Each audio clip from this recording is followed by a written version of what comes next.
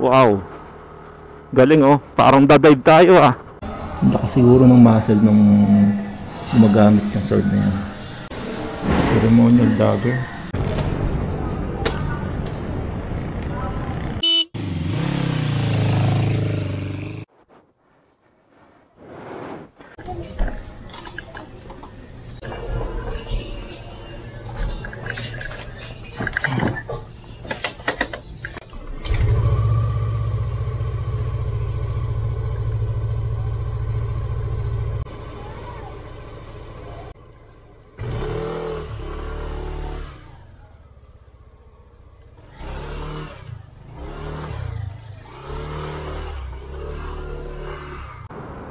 Yo, what's up? Good morning. Today is beautiful day, maaraw, hindi tulad kahapon na sobrang ulan. Dapat sana kahapon pupunta ako ng Cabanatuan, kaya lang ang problema, sobrang ulan. Ngayon, hindi ko alam kung mag-ride ako ngayong araw. Wala naman akong magawa sa bahay, so nag-decide na lang ako mag-ride. Pero dito na lang sa malapit, kahit dito na lang sa Angono. Medyo pila-pila balde, puro counterflow. So hindi na bago yan dito sa road na to, hanggang Bikutan ganyan. Kung di ka sanay, sundan mo lang yung mga motor na nag-overtake. Medyo traffic talaga kasi inaasahan ko wala na dapat kasi nakapasok na yung mga estudyante. Kahapon grabe ulan maghapon. So update ko na lang kayo kung medyo malapit na ako dun, kapag nakapasok na ako sa C6. Let's go. Yun, nakapasok din. Wala pa tayo sa C6 pero at least dito medyo lumuwag-luwag na yung traffic. Ang ganda na ng road dito. Buti narangan na nilang gitna para wala nang tawid na tao. Taas na sinag ng araw. Kahapon masyadong gloomy, maghapon makulimlim. Ngayon okay na, mainit naman. Okay lang yan. Medyo sanay naman tayo sa init. Mas gusto ko pa nga yung ganyan mainit kaysa maulan. Start na uli ng traffic dito kasi yung mga tumatawid intersection to sundan natin to nakamotor para makalusot tayo. Ang haba ng traffic intersection kasi sa baba. Pag nalagpasan natin tong traffic na to, ang sunod na traffic doon naman sa may yung papuntang Taytay na intersection. Yan, nakikita ko na yung Laguna Lake. Medyo mainit na.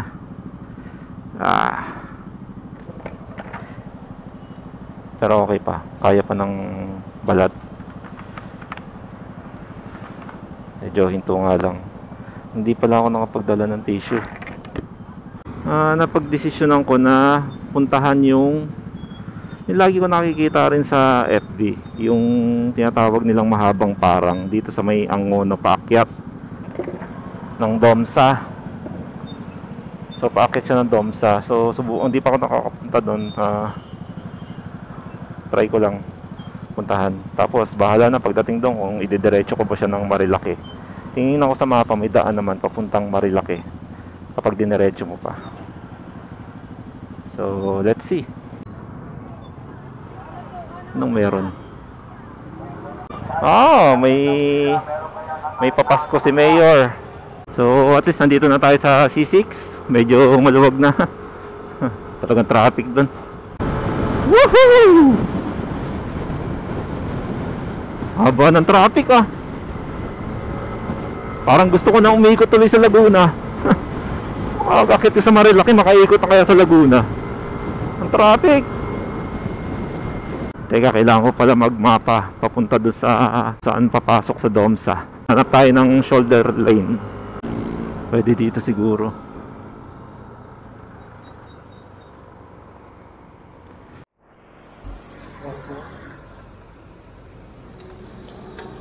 Domsa Road yun alam ko May view deck nga sila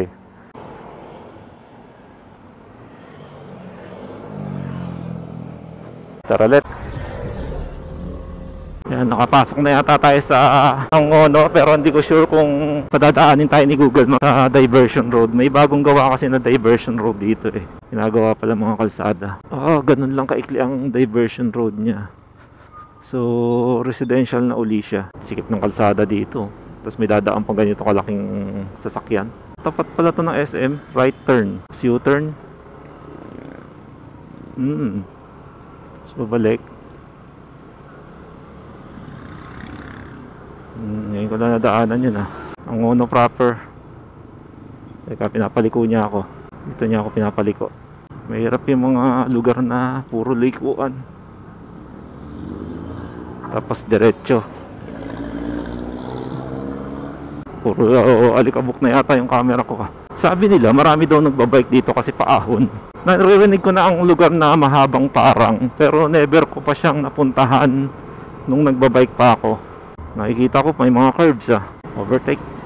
Uy, ay nako, tricycle boobs. Mga tricycle na to parang tamad na tamad gumamit ng signal light medyo may konting lamig yung hangin. Ahon pa pala. Galing oo nga, curve. Taas nito wow, hirap palang bikin to. Ito pa, isang curve pa, siko. Wow, marami palang kainan dito. Okay. Kaya lang mukhang sarado pag regular day. At mukhang may view doon sa kabila. Ito yung may malaking kainan.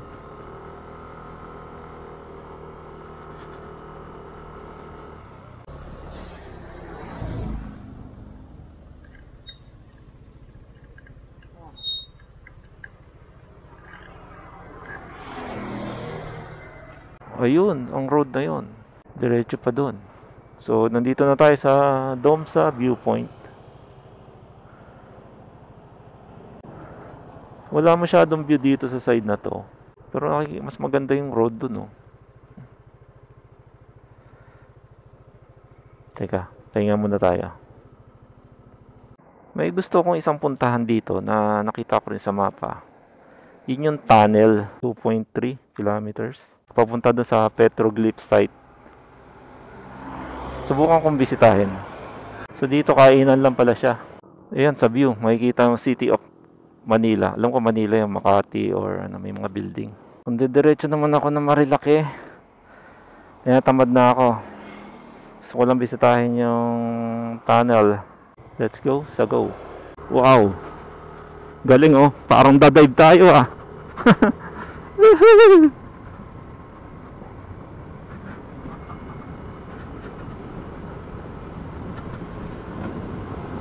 Ang taas pala nito. Laki ng buwelo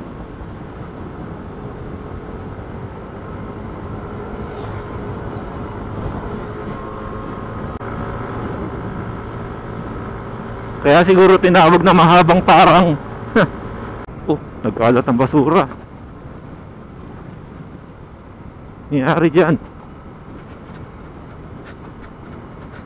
Kinalat ang basura. Malamang galing sa truck. Yan, ito yung parang main road.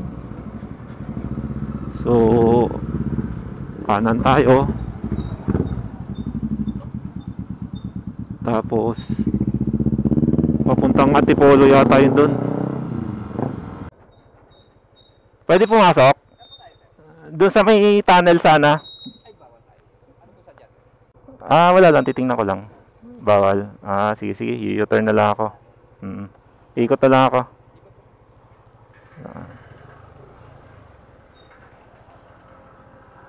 Bawal pala pumasok. Balik tayo, balik. Ano kaya ang purpose dapat para makapasok? So, ang isang option ko ay puntahan ng Marilaki. Anong oras na ba? 9:25. So, abutin ako ng 1 hour para lang puntahan yun.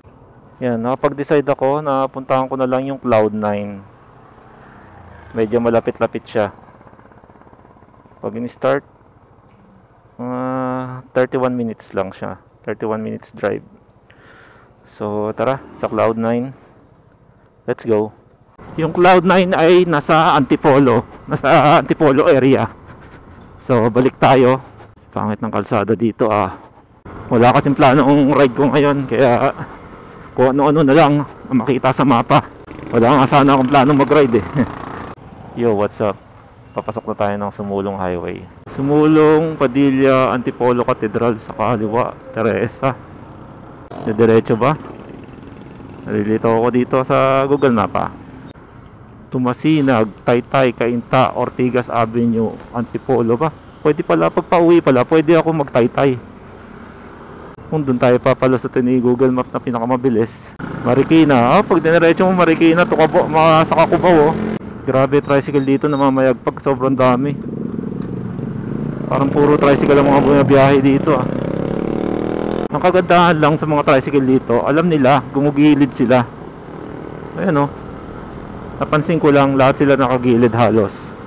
May mga mangilan-ngilan na lumalabas sa linya kapag umu-overtake. Pero lahat sila nakagilid Yun lang kagandahan nung kahit marami sila. Baka may ordinansa dito sa lugar na to Yun, I see it. Nakita ko rin. Okay, bakit na tayo? Palabas na tayo ng highway. Cloud9 Resto Bar. On taas. Uy, motorcycle parking. Yun. Ay, kita ko na. Yeah. Wow, may view talaga dito. Saan na entrance? Dito po sir, kalsada po kayo sir, diretso sa taas. Diretso lang kanan. Thank you. Ayan, dito na tayo sa Cloud9 360 views. May cable car saka zipline sila. Resto bar doon. Lalakad pa pala dito.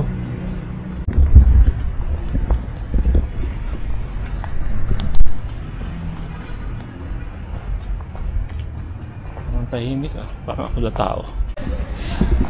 Dito pala entrance. Pwede pa pala dito mag-park. Ganito. Pwede dito po magbabayad. Sa information sir. Saan yun? Yung sa pathway dito. Tapos okay.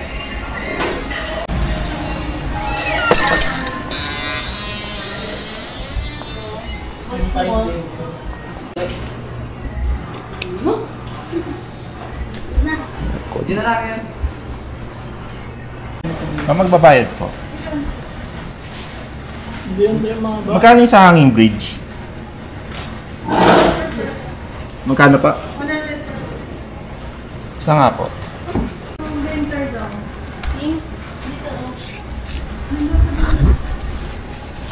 Isa lang po. Isa lang. 100.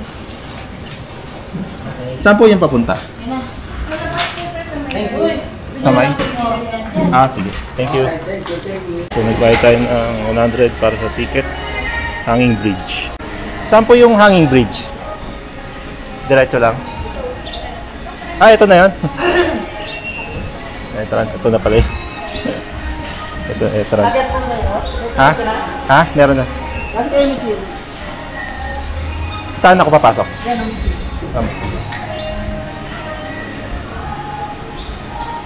Sige. Museum before hanging bridge. Okay. Okay. May kasama pa palang museum to. Spice Gold. Her product that we bartered. Bronze armor. Medieval Europe. Ang bigat niyan. Ito pa isa Wow.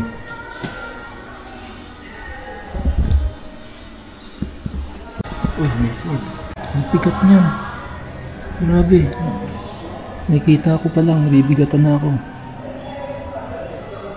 Ang lakas siguro ng muscle nung gumagamit yung sword na yan. Puro mga pang Chinese Ito yung mga sword na yan. Pati ito.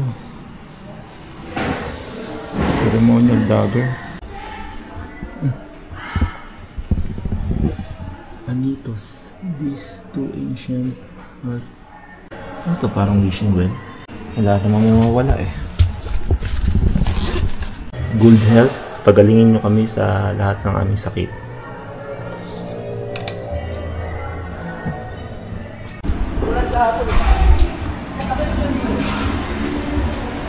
Kukunin mo yung ticket. Pasok mo na kayo, Lucy. Wala pa. Wah, ang taas pala. Ayun na sa akin, no? Parang ayoko na. Stable na.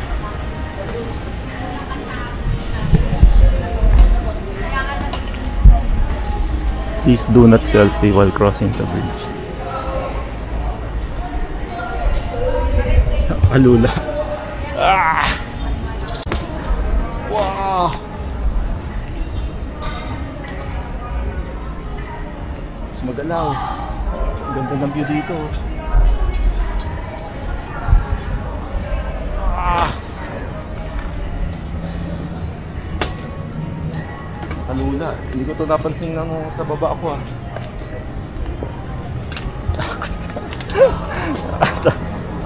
Nakakanginig ng laman, ah. Mas nakakatakot din sa gitna.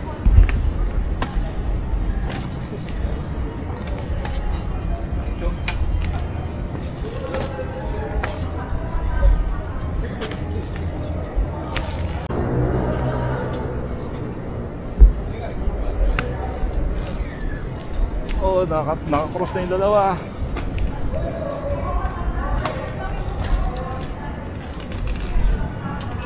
Pag naputol to, may kalalagyan ako, ah. Kaya pala dahan-dahan yung dalawa.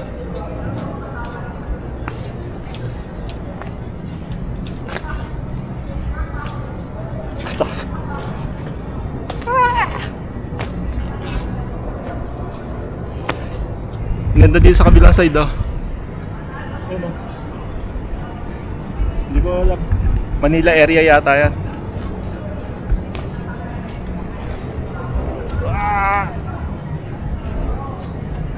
Malapit na. Kala magsiswing.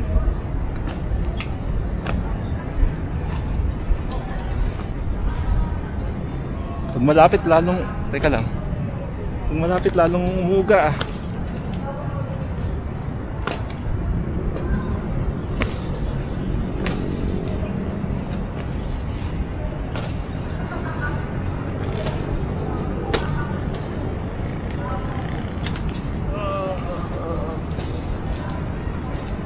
Mas mauga.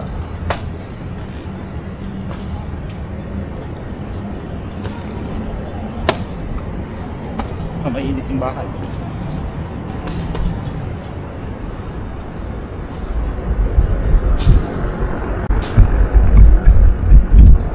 Hindi yung lakaran ko. Yan.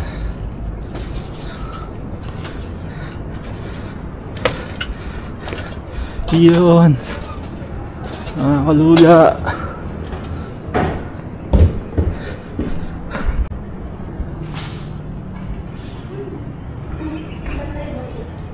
10 minutes only. Pinandala naman. Mga balas-ubas, eh.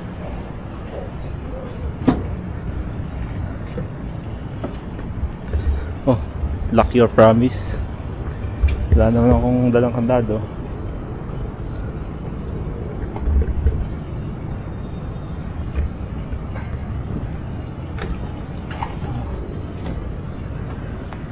Ito ng view dun, oh. O malamang yan yung Laguna Lake. Laguna Lake yan. Iyon sa dulo. Ooh! Mainit! Tingnan na natin dito sa kabilang side.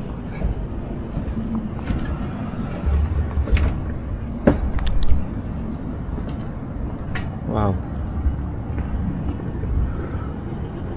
Okay, kaya pala siya tinawag na 360 views kasi kita mo dito within 360 views. Ano?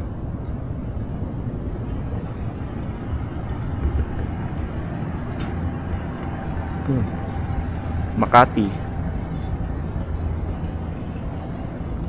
So ang north malamang dun sa kabila. Ito pala yung cable car. Papunta dun sa kabila. Okay. Ayun cable car na yan may bukod na bayad. So ngayon dito para sa hanging bridge 100 pesos yung binayaran natin. Katakot yan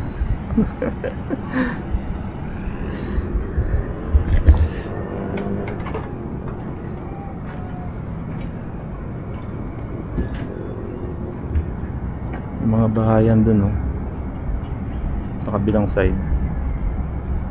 Tapos yun mukhang kinakwari. Grabe, sinisira na yung bundok. Tapos nagkaroon ng community doon sa gitna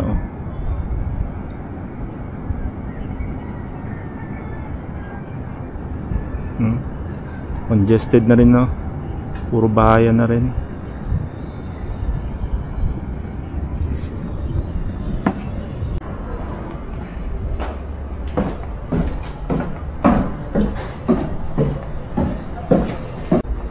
Bababa na.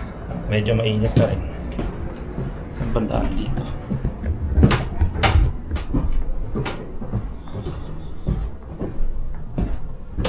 Wait. Okay. Creepy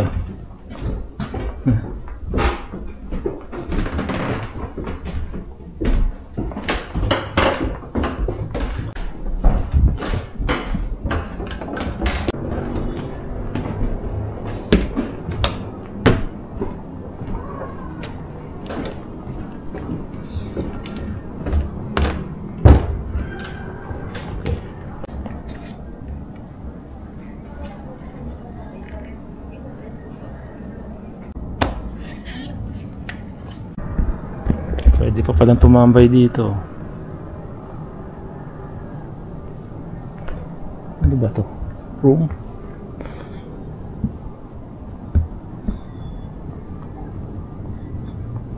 Oh.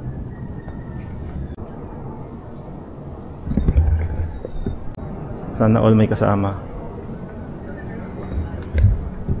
Hindi ko pala sana ako mag-park dito Lapit na sana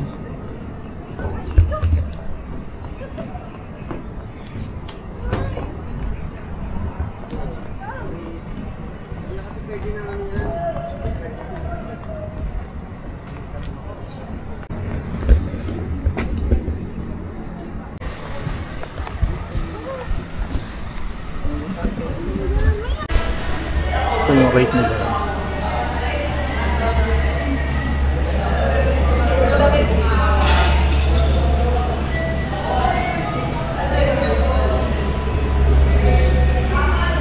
No pets allowed din.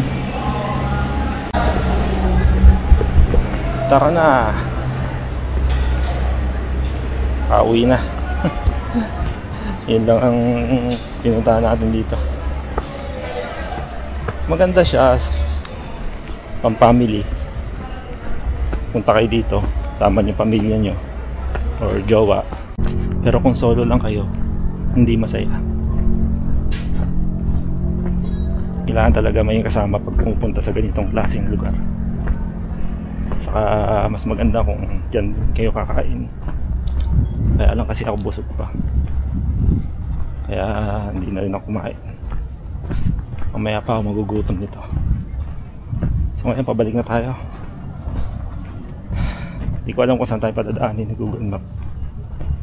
Let's see.